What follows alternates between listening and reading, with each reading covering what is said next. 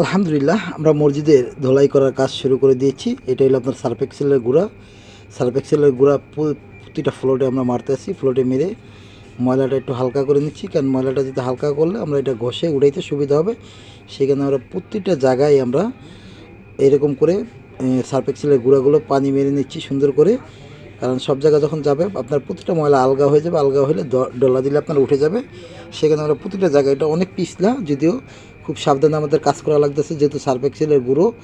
পুরো জায়গায় আমরা পানি মারতেছি, পানি মেরে বসে বসে পানি মারতে হইতেছে। আমরা আসলে পানিটা মারতেও অনেক কষ্ট, যেহেতু গুঁড়োগুলো আপনার অনেক পিছলার কারণে আমাদের দাঁড়াই থাকতে কষ্ট হচ্ছে।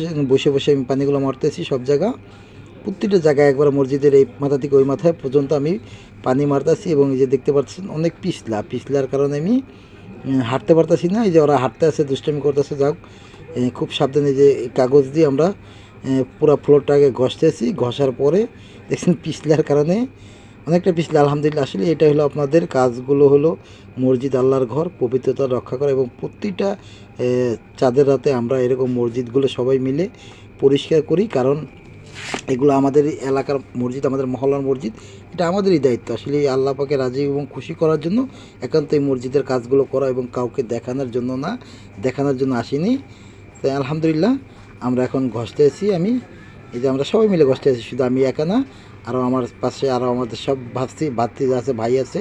এই যে একজন ভাইস্তা আছে, তারপর আমাদের ওই একজন ভাই আছে, সবাই মিলে আমরা ঘষতে আছি।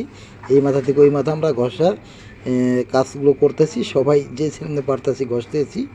কারণ এটা আমাদের ময়লাগুলো এবং পরিষ্কার করলে সেই মুসল্লিরা ঈদের জামাত এই মসজিদে আদায় করবে, এবং এটা সুন্দর করে পরিষ্কার করতে হবে। এটা হলো মেন আমাদের যে বাইরের যে দরজার যে জানলাটা, এটাই আমার মেন দরজা। সবাই ভালো থাকবেন, ঈদ মোবারক।